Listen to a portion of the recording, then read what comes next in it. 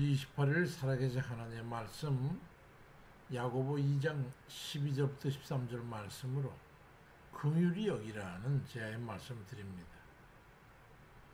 며칠 전에 우리 할매하고 주염역 앞에 갔다가 주차할 곳이 없어서 거리 주차를 하는데 뒷범퍼로부터 들어가야 돼가지고 차를 뒤로 운전하는데 그만 길가에 세워져 있는 다른 차량 앞범퍼를 갖다가 추돌했습니다. 차량 앞에 유리에 있는 전화번호로 전화를 해가지고 알렸더니 그분이 나와서 자초지종을 듣고 아무 이상이 없는 걸 확인하고는 별 이상이 없는 것 같은데 나중에 이상이 있으면 연락을 드리겠습니다. 그러고는 먼저 떠나갔습니다. 며칠 지나도 아무 연락이 없어가지고 전화를 드렸더니 흠집 조금 있는 것은 자세히 봐야 될 정도이니 더 이상 문제 삼지 않을 테니까 걱정하지 마시라고 그러면서 이해를 해주었어. 너무 감사했어요. 남에게 피해를 주어서는 안 된다는 생각이 들어가지고 그래도 서비스 센터에도 다 가보시고 연락 주십시오 그랬더니 그렇게 이제 전화를 끊었는데 며칠 후에 문자로 아무 이상이 없으니까 걱정하지 말라고 더 이상 문제 삼지 않겠습니다. 그렇게 답이 왔어요. 참 너그러운 분이라는 그런 생각에 감사 인사를 하고 그를 축복해 주십사 하는 그런 기도를 하나님께 드렸습니다. 우리는 항상 긍휼을 베풀거나 또는 긍휼을 힘입어야 하는 그런 이들입니다. 그건 우리가 살고 있는 이 사회에서 다반사로 있게 되는 사건이기도 하고 겪게 되는 그런 경험이기도 하지요. 긍휼에서 베푸는 입장이 있고 수혜에 처지해 있는 경우가 있어요. 두 입장 모두 긍휼의 마음이 있어야 그렇게 행할 수 있겠죠. 긍휼히 여기고 긍휼을 바라는 그런 마음과 행한 만큼 인간을 고귀하게 인간답게 해주는 게 없습니다. 야고보 2장 12절 이하에 너희는 자유의 율법대로 심판받을 자처럼 말도 하고 행하기도 해라. 긍휼을 행하지 아니하는 자에게는 긍휼 없는 심판이 있으리라. 긍휼은 심판을 이기고 자랑하느니라 그렇게 말씀합니다. 우리 주 예수 그리스도의 사랑이 너무나 은혜롭고 감사한 것은 바로 그의 긍휼 때문입니다. 예수 그리스도를 믿는 믿음이 전 세계 전 인류에게 퍼져나가게 된 시발점도 바로 긍휼의 복음 때문이죠. 긍휼이야말로 복음 중에 복음입니다. 영원히 죽을 수밖에 없는 그런 죄인을 사망의 권세에 내어주지 않고 너그러운 용서와 자비를 베풀어 주신 대신 속하여서 구원해 주신 그 사랑이야말로 긍휼의 극치라고 할 수 있을 겁니다. 심판자가 죄인을 불쌍히 여기다 못해서 갚을 수 없는 죄인의 죄를 대속해 주신 거예요. 이사야 63편 7절에도 내가 여호와께서 우리에게 베푸신 모든 자비와 그의 찬송을 말하며 그의 사랑을 따라 그의 많은 자비를 따라 이스라엘 집에 베푸신 큰 은총을 말하리라고 말씀합니다. 예수님의 비유 중에서 마태복음 18장 24절 이하의 말씀에 결산할 때 1만 달란트 빚진 자를 데리고 오매 갚을 것이 없는지라 주인이 그 몸과 아내와 자식들 모든 소유를 다 팔아 갚게 하라 하니 그 종이 엎드려 절하며 이르되 내게 참아 주십시오. 다 갚겠습니다 하거늘 그 종의 주인이 불쌍히 여겨 놓아 보내며 그 빚을 탕감해 주었다는 그 말씀의 행위는 바로 당사자나 그 소식을 듣는 모든 이로 하여금 얼마나 마음 놓이게 하는 겁니까? 긍휼에는 그런 모든 선한 성품이 포함되어 있어요. 용서가 포함되어 있고 너그러움이 포함되어 있고 사랑과 인애와 자비함이 포함되어 있습니다.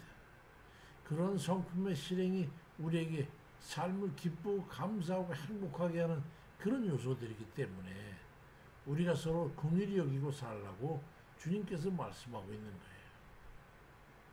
만약에 하나님께서 우리를 긍휼히 여기지 아니하신다면 그리고 우리 중에 권위를 가지고 있는 자가 다른 일을 긍휼히 여기지 아니한다면 우리 사는 삶이 어찌 되겠습니까? 인간의 삶이 얼마나 각박하고 처참한 것이 되겠냐 말이죠. 그러니까 우리가 다른 육의 누군가에게 긍휼을 베푼다는 것은 예수 그리스도의 제자된 우리들이 주의 말씀을 실행하는 행함 중에 가장 핵심적인 사항이 되는 겁니다. 마태복음 5장 7절에도 긍휼히 여기는 자는 복이 있나니 그들이 긍휼히 여김을 받을 것이며 라고 말씀합니다. 유다서 1장 23절에도 또 어떤 자를 불에서 끌어내어 구원해라.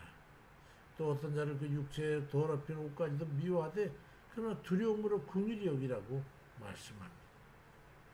우리 모두는 날이 갈수록 다른 일을 긍휼히 여기는 마음을 넓혀가고 또 긍휼히 여김을 받게 될 때 진정으로 마음으로부터 감사를 할 수 있는 그런 삶을 살아야 합니다.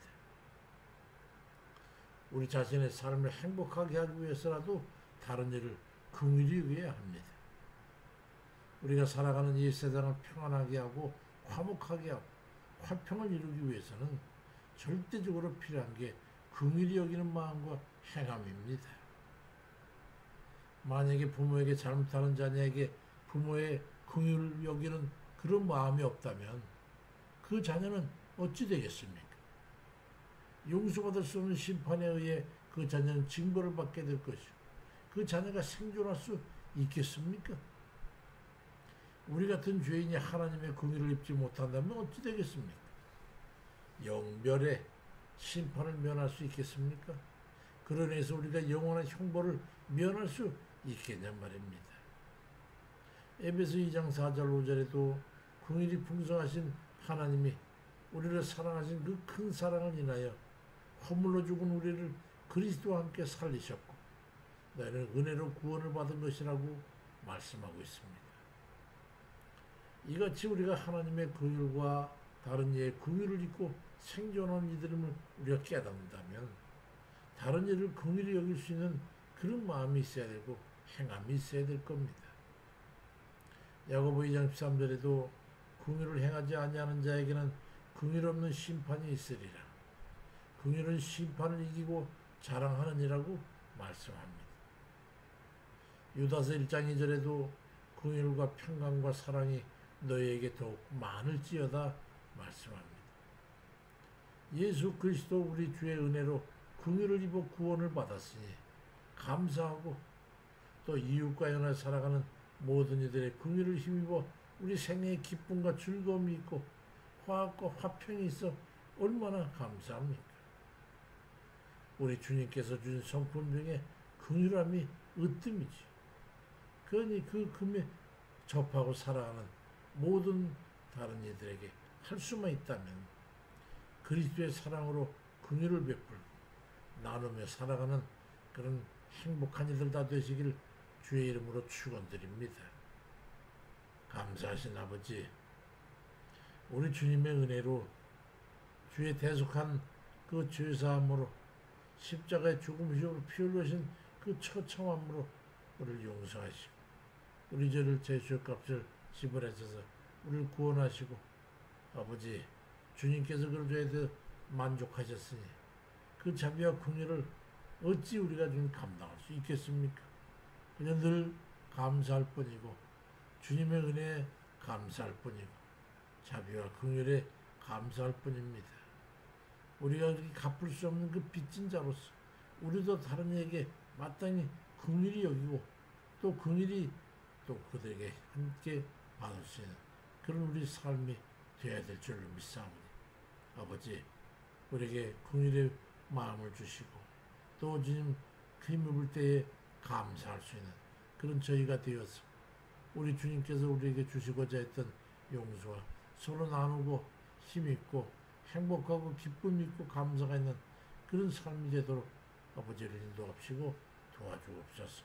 깨닫는 영을 부어주셔서 다른 이에게 긍휼히 여길 수 있게 해 주옵시고 또 긍휼히 여김 받을 때에 감사할 수 있는 저희에게 인도해 주옵소서. 아버지 오늘도 하나님 사랑하는 이들 기억해 주시고 아버지 우리가 그들을 위해서 기도하는 것을 아버지께서 말씀하신 대로 행하는 것임을 기억해 주셔서 병든 자에게 고침을 허락해 주고 낫게 하옵시고 치료해 주옵소서. 또 오직 난관에 있거나 낙심 중에 어려움 중에 있는 이들 그들 위해서 기도하는 것 아버지께서 들음 답해 주시고 아버지 그 모든 사슬을 풀어 주옵소서. 이들을 계획하고 시행하는 가운데 신과 능력이 부족해서 주께 구하는 이들의 간구를 들으셔서 응답해 주시고 역사해 주옵소서. 감사를 드리고 모든 일전 주님께 온전히 맡겨드리고 예수 그리스도의 이름으로 기도드립니다. 아멘입니다.